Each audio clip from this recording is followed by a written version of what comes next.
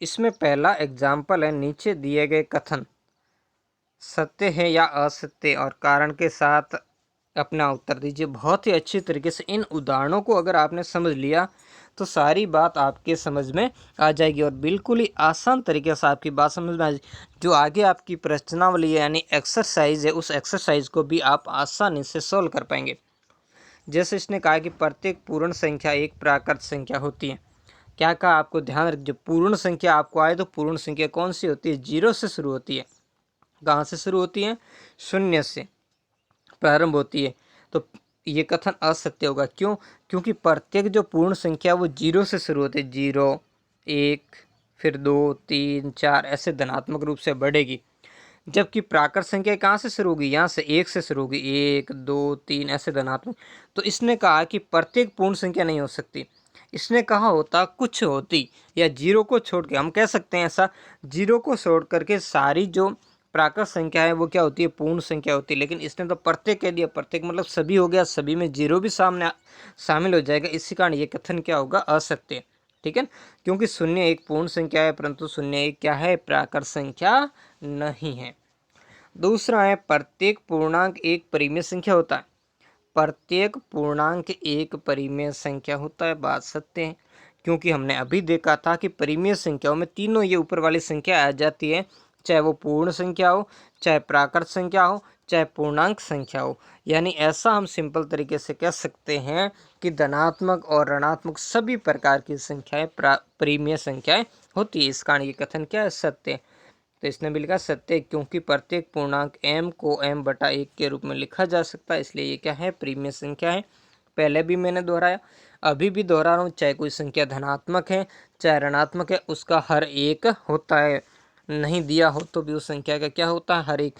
अगर हर जीरो होगा तो उस संख्या का अस्तित्व नहीं होगा। इस बात को आप नोट करें, यानी उसका मान अनंत आ जाएगा। फिर जीरो में हम, जैसे जीरो में हम किसी भी संख्या का भाग दे सकते हैं, लेकिन किसी संख्या में जीरो का भाग देंगे तो क्या, इसका तो आंसर हमें आ जाएगा जीरो, लेकिन इसका आंसर आएगा अनंत आएगा इसका, यानी इसका कोई हल नहीं होगा। अगला है, प्रत्येक परिमेय संख्या का एक पूर्णांक होती है। प्रत्येक परिमेय संख्या एक पूर्णांक होती है। ये जरूरी नहीं है, ये इस दूसरे वाले का ठीक इसने उल्टा पूछ लिया, विपरीत, लेकिन विपरीत इसका सत्य नहीं है। ये असत्य है, क्योंकि 3/5 एक पूर्णांक नहीं है। इसको हम पूर्णांक के अंदर नहीं बदल सकते, क्योंकि इसका क्या होगा? अब जब 3 में इसका 5 का भाग देंगे तो इसका आंसर क्या आ जाएगा? पॉइंट में आएगा, यानी दशमलव के अंदर आएगा। और जब दशमलव में इसका अंतर आएगा तो वो पूर्णांक नहीं होगी। नेक्स्ट हम दूसरा एग्जाम्पल देखेंगे। ये क्वेश्चन बहुत ही महत्वपूर्ण है और ये जो हर एग्जाम्स के अंदर भी आता है, चाहे कई बार, जैसे अभी तो ये जो फर्स्ट ग्रेड एग्जाम्स हुई थी है ना, उसके अंदर भी ये आया था फर्स्ट पेपर के अंदर। बहुत ही महत्वपूर्ण है। यानी ये जैसे इस मेरे वीडियो को अगर कक्षा 9 के विद्यार्थियों के अलावा और भी जो कंपटीशन एग्ज़ाम की तैयारी करने वाले भी देख रहे हैं, तो बहुत सारे कंपटीशन एग्ज़ाम्स के अंदर ये पूछा जाता है। और अभी जो हाल ही में जो 4 अगस्त को परीक्षा हुई थी उसमें भी ये आया था। जो 4 अगस्त को फर्स्ट ग्रेड संस्कृत शिक्षा विभाग की जो आरपीएससी की एग्ज़ाम्स हुई थी, उस एग्ज़ाम्स के अंदर भी प्रीमियर संख्या से संबंधित क्वेश्चन आया था। तो ये बहुत ही महत्वपूर्ण चीज़ है सबके लिए। 1 और 2 के बीच में 5 परिमेय संख्याएं ज्ञात कीजिए। कितनी ज्ञात करनी? 5। देखो, किन्हीं भी दो परिमेय संख्याओं के बीच में अनंत परिमेय संख्या होती है, कितनी भी आप उसके अंदर ज्ञात कर सकते हो, जिसका मेथड भी इसके अंदर दिया गया। यही आगे आने वाले क्वेश्चन के अंदर, इन उदाहरणों को आपने अच्छी तरीके से समझ लिया तो बहुत ही अच्छी तरीके से आगे आपको सारी बातें समझ में आ जाएगी। आपको याद होगा कि आर और एस के बीच की एक परिमेय संख्या ज्ञात करने के लिए आप आर एस को जोड़ते हैं और उससे 2 भाग दे देते हैं, अर्थात ये इसका क्या है? फॉर्मूला है, सूत्र है। आर प्लस एस बटा 2, तो आर और एस के बीच में स्थित हैं, अतः 3/2 संख्या 1 और 2 के बीच में स्थित एक संख्या है। इसी प्रक्रिया में आप 1 और 2 के बीच में 4 और अपरिमेय संख्या ज्ञात कर सकते हैं। इन्होंने हमें 5 कहा तो कितनी भी ज्ञात कर सकते हैं। जैसे इन्होंने संख्याएं ज्ञात कर ली कि 5/4, 11/8, 13/8 और 7/4। अब आपको तो इतनी सी बात के कि ये कैसे आ गया, तो इसको भी मैं आपको अभी यहाँ पर समझा रहा हूँ। ठीक है, ये संख्याएं कैसे आ गई कि इसमें जैसे 5/4 कैसे आ गया, 3/2 कैसे आ गया। हमारे पास ये संख्या है जिसमें ये हमारे पास r है और ये हमारे पास s है ना। यानी आपको जिन दो प्रीमियम संख्याओं के बीच में संख्या ज्ञात करनी उनको आपस में क्या कर लेना है, जोड़ लेना है, और जोड़ करके उनमें क्या देना, आपको 2 का भाग देना, सिंपल थी। तो ये संख्या 2 और 1 कितना हो गया, 3/2।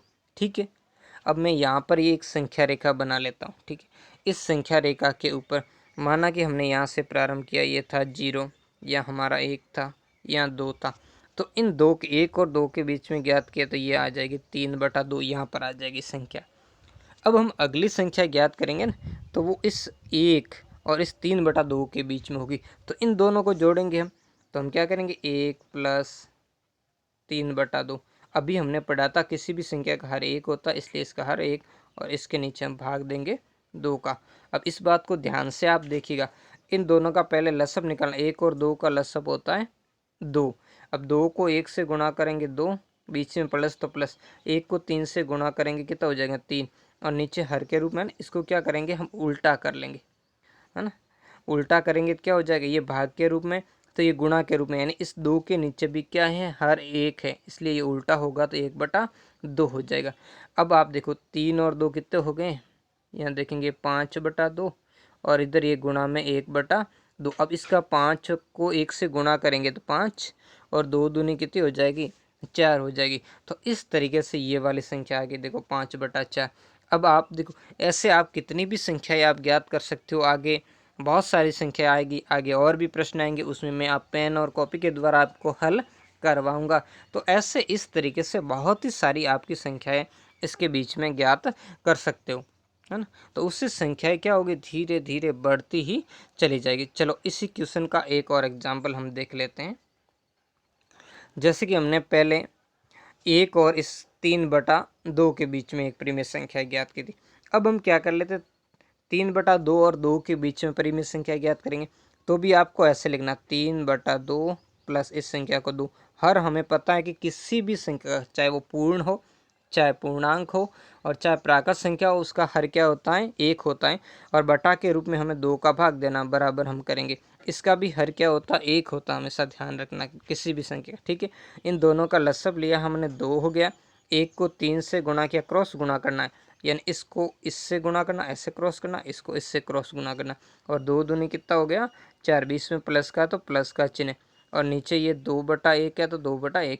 अब देखो 4 और 3 कितने हो गए, 7/2 हो गया।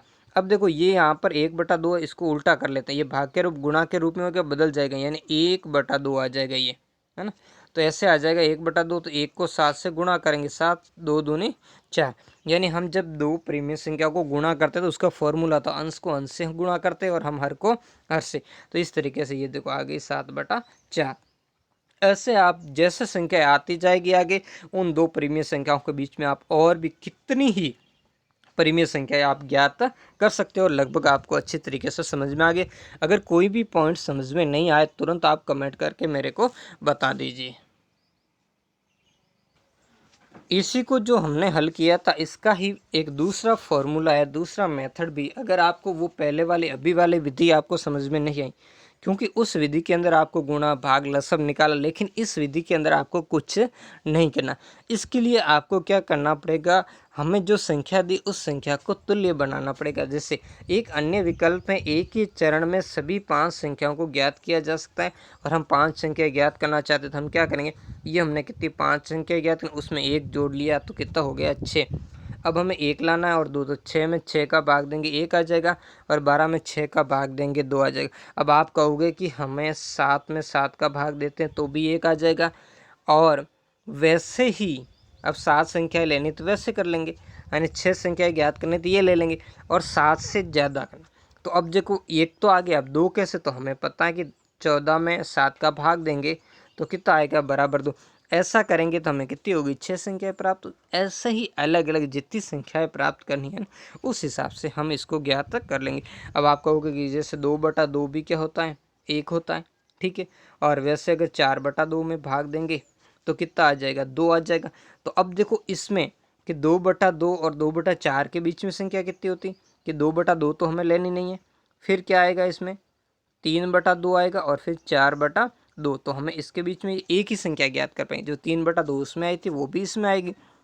तो ऐसे ही हमें जितनी परिमेय संख्याएं हमें ज्ञात करनी होती है किसी की भी संख्याओं के बीच में, उसमें से एक जोड़ देना है और एक जोड़ करके पहली संख्या हमें प्राप्त कर लेनी। तो इस तरीके से हम इसका सॉल्यूशन बहुत ही आसान तरीके से हम ज्ञात कर सकते हैं।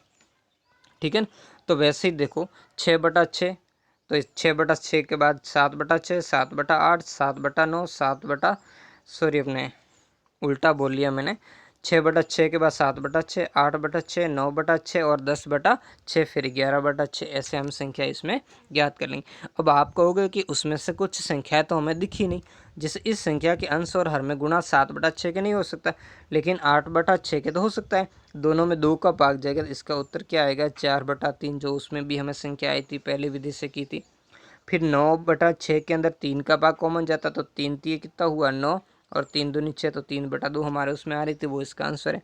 वैसे 10/6 के अंदर 2 का भाग जाता है, 10 में 2 का भाग 5 बार गया, और 3 में 2 का भाग, 6 में 2 का भाग 3/5/3, वैसे ही संख्या इसमें भी आएगी। अब जैसे आपके दिमाग के अंदर जो विधि सेट बैठे उसके हिसाब से कर सकते हो आप, और दोनों विधि अच्छी है, और मेरे हिसाब से ये विधि आपको समझ में आती है तो उससे भी बेटर विधि है। क्यों?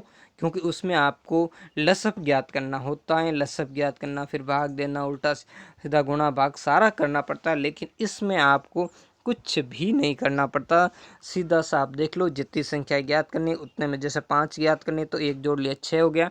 फिर जिस 6 हुआ उसमें 6 का, ये 6 आपका क्या है? हर एक ज्ञात करना है, तो क्या करो, 6 में 6 का भाग दो, 2 ज्ञात करना, 6 दूनी कितना होता है? 12, 12 में भाग दे करके इस तरीके से आप इसमें ज्ञात कर लेते हैं। ठीक है, तो बिल्कुल ही आसान तरीके से यही संख्या इसके अंदर भी आएगी। जब इन संख्याओं को क्या करेंगे? हम सोल्व कर लेंगे। अब अगला देखिए, ध्यान दीजिए कि उदाहरण 1 और 2 में 1 और 2 के बीच में केवल 5 परिमेय संख्या ही ज्ञात करने को कहा गया, परंतु आपने ये अवश्य अनुभव किया होगा कि वस्तुतः 1 और 2 के बीच में अपरिमित रूप से अनेक परिमेय संख्या होती है। व्यापक रूप से किन्हीं दो दी गई परिमेय संख्याओं के बीच में अपरिमित रूप से अनेक परिमेय संख्याएं होती। आइए हम संख्या रेखा को पुनः देखते हैं और इसके बाद में देखते हैं क्या है संख्या रेखा, है ना। इसके बारे में हम देखेंगे कुछ और बातें जो हमारे प्रश्न हैं कि संख्या रेखा पर बची हुई संख्याओं को क्या कहा जाता है, उन्हें हम किस प्रकार पहचानते, अर्थात इन संख्याओं और परिमेय संख्याओं के बीच में किस प्रकार भेद रहता है।